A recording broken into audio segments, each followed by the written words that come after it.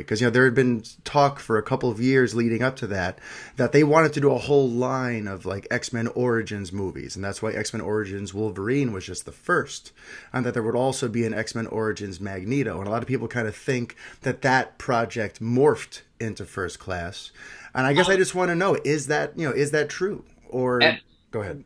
If you drew a chart of like the different ways that the X-Men universe branched, and oftentimes into projects that didn't end up coming to fruition, it would look like some FBI like serial killer yarn yarn wall with things connecting each other. But the short version is there was a script called I, Magneto that was originally by Sheldon Turner with a rewrite by David Goyer that went pretty far down the road, and then they decided, we want to do X-Men First Class instead.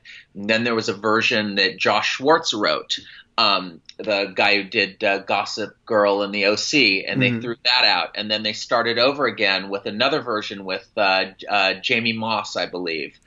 And then they brought us in, and it was kind of our version was the one that ended up getting made. But there were, in the final shooting version, there were scenes and pages from that original Magneto script that were folded into the finished product. And that's why Sheldon Turner has a shared story credit on X-Men First Class.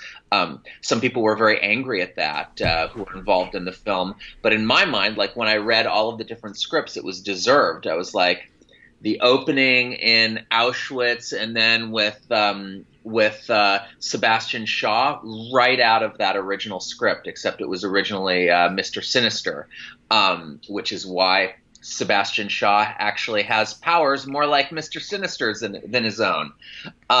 So it was long story short, it was a very convoluted process, but there's DNA of the Magneto, the aborted Magneto script in the final version.